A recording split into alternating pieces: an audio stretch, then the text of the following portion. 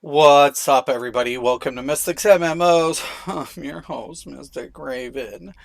Oh my god, I swear to god. So, I love fucking trolls. So, they're like, post footage. And this one dude's like, well, maybe you are running scrap on your troll because your supercharge is filling so fast. I just explained in that video the healer's feeding my supercharge. One of my debuffs as a hard light is my generator ability, right? So if I have a generator ability, right, a supercharged generator ability, and I'm actually using a return of supercharge on my chest piece for my mod, right, and the healer is filling me up with Eye of Gemini, I don't need scrap, and I'm using Ring of Celestro. I don't need scrap. I don't even need Adam or none of that shit. I'm not running a. Shields aren't 10,000. Supercharged. They're not. They're 5,000. So why would I need that much supercharge that fast? I don't. I absolutely don't. So, no, bud, no. And that's why I said, next time you call me a liar, I'm coming out with the builds. Don't worry about it. They're coming, because I honestly can't fix stupid. But then somebody is like, well, maybe he's got, less than 600 SP. I'm like, depends what tune you're talking about, honestly, but I don't give a shit. I don't chase SP. I have a tune that has a significant amount of SP. I just don't give a shit because I know the math. So if I know the math, it's not going to do me any good to fight the math. You guys are fighting the math, okay? I've stated on the last video, everybody can always use SP. I have 20 tunes. You think I have a life. I'm sorry. I'm sorry. I just do. Unlike some of you who might not have one, I do. So if I get 2 hours in a day, awesome. On my days off, if I get 3 or 4, okay, sweet, whatever. It's better than doing drugs and being an alcoholic. We all have our vices, right? So I'm not kidding that. I'm not worried about it. Anyways, so yeah, I just, and then I watch LV's State of the Game type play, and once again, I feel there are always some truths. I never argue any of those things. But some things are just subjective. Like, everybody's like, oh, this game's going to be dead in a year. This game's going to be dead. It's lasted 15 years. One of the things that's contributed to the game's lasting as long as it has is literally the combat system. The combat system itself has given this game its edge over its competition. Now, I kind of agree that there have been some, unfortunate implementations with limited time abilities and effects, like spore pods. I forget the name of this one. Forget it. The magma vortex. I feel like, and even allies, if you're going to put any of those things limited time, at least give people the chance to re-earn them seasonally or something, because nobody should ever, walking into the game, feel like they have no chance of re-obtaining it. And that brings us back to, certain iconics, because usually anything that you don't obtain one second.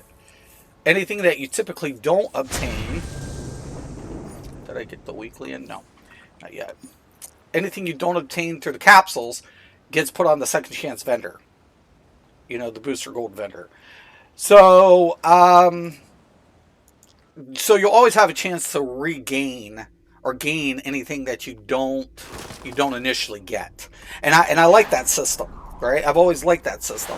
I feel like the events, the Star Sapphires, that they're doing covers old content. It gives people a chance to replay content that isn't being played frequently. I like that. But I also feel that, once again, we shouldn't limit people to never being able to get anything because they missed out on it. Like, go ahead and reward the players who are actively playing, but don't punish the players who have, responsibilities in life. Because to me, this is why I have 20 tunes. I can play this game, for fun. I'll make a new tune. I'll roll with players who might have been, who might be new players who haven't got to play certain content. I've taken hiatuses from this game so many times, it's been ridiculous.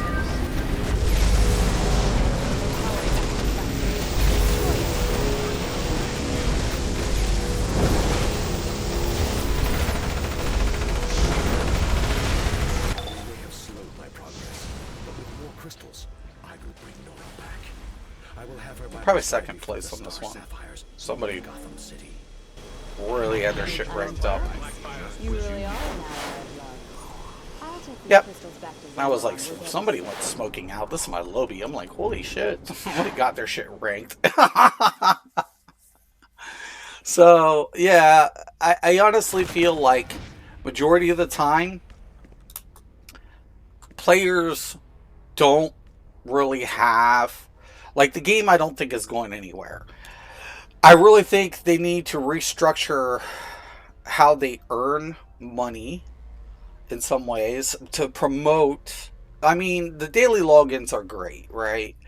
I'm a fan of the monthly subscription, just because if you add all this stuff up that you're getting for your rewards, it pays for itself, and it also saves you money and time. So when it comes to the item shop, you're going to also earn extra stabilizers, right? Especially if you play events. So I really think that's like something they should be doing. Like, if you are a free member, if you play this event, you get this. If you're a paid member, you get extra this. So reward the events not by limited time offers, but extra whatever.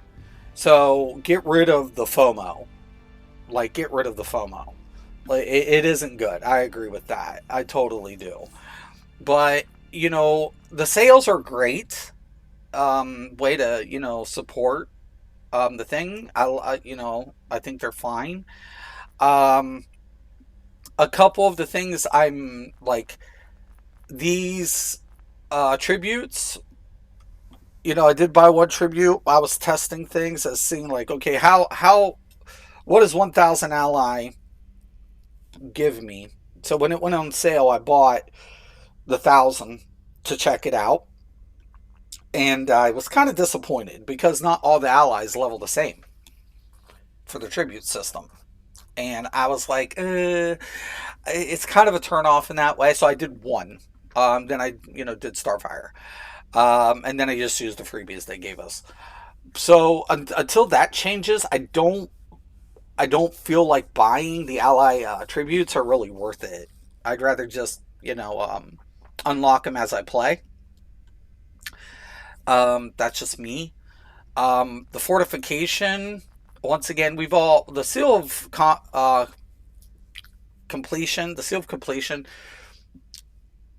I might need one or two. Um, when it goes on sale, if it goes on sale, I'll look for sales. And then the Wolfpack tokens, I always buy on sale. Anytime there's a sale on Wolfpack token, I'll take a look at, my art progression. If I'm close, I grab one. So, but once again, I only have, let's see, like 9 Wolfpack tokens. Well, 9 Wolfed, soon to be 10. So I only have 10 um, packed, 10 arts packed. So, and there's a lot of artifacts. So, and it's mainly the versatile ones that I can utilize that I aim for first. So, not to say I probably won't get more role specific in the near future. The Celestos ring I did because it was definitely a hybrid. The new healing one coming out, We'll see how it looks, and it'll give me my decision if, that's something I want to pack later down the line or just keep to my healers. We'll see. So, yeah. And then as far as like any of the lantern abilities, I haven't even unlocked those yet. So, you know, I feel like once again it's a limited situation. Eventually I'll level them, but it's not required to play the game.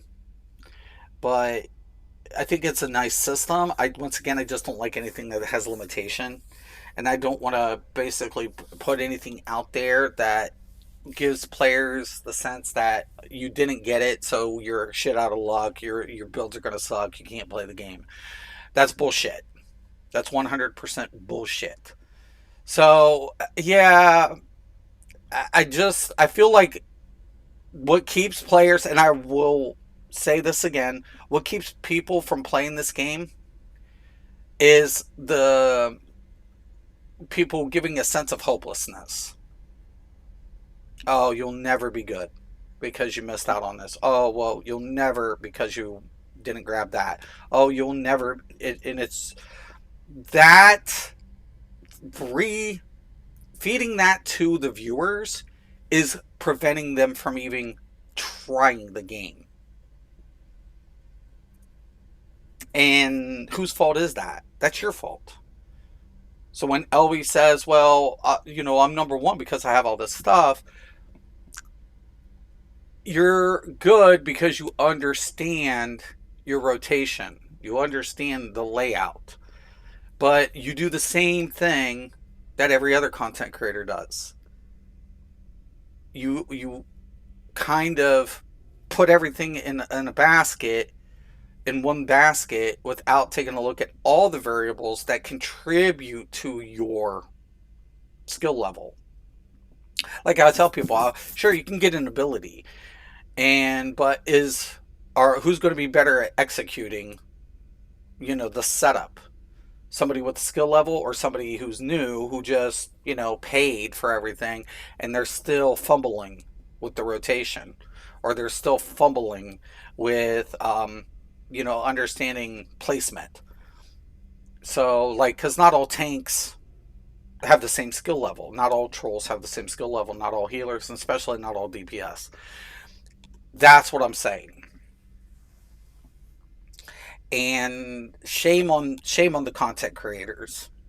Shame on these supposed elites who feed their viewers bullshit and talk about meta and still skip out on things that aren't relevant.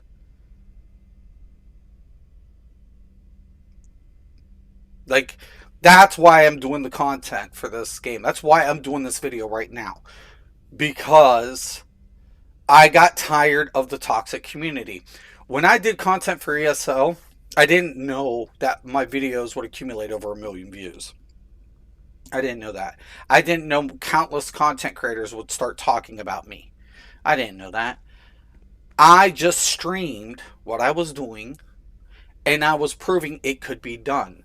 One of the most recognized content creators for ESO, Zionode, and me became really good friends because we had that same mentality, that same passion, that the game has more upside and capabilities than even the most supposed elites would even give credit for.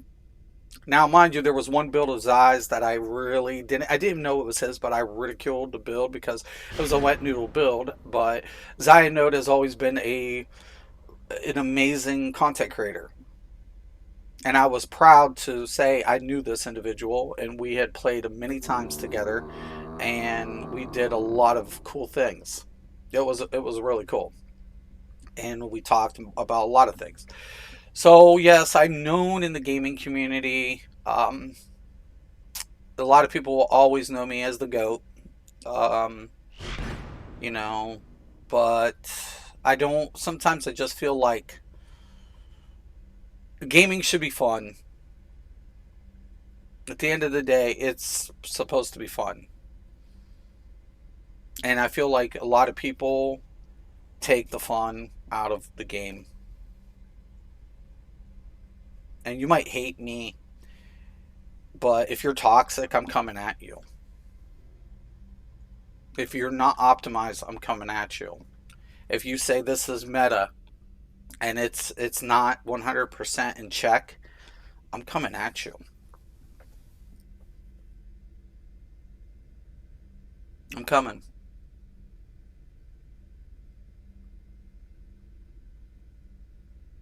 And when somebody asks me to prove something, I'm like, listen, I've built my reputation from the time I was young, and I tested games that came out that were successful and games that you've never even heard of that didn't even make it out the door. I earned my spot in this this genre. So I don't have to prove shit to you or anybody. You have to debunk me. And like I said, that's not an easy task. Devs would take me serious. I've told companies your product's going to flop. They questioned me, and it flopped. Like I said, I own my own IP. I just never, got to see development.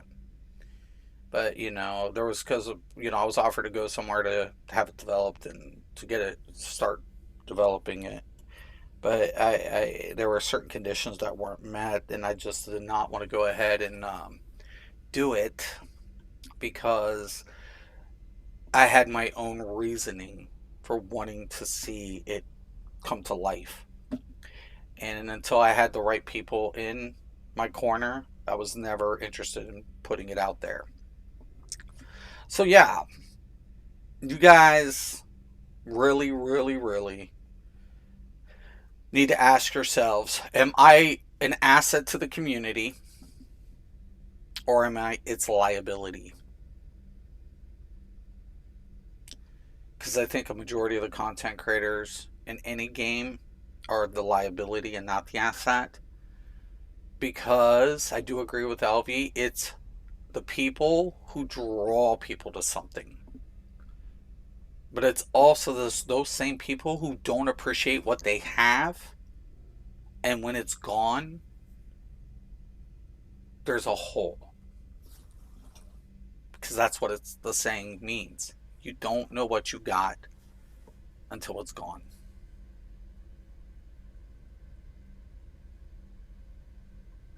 Good luck.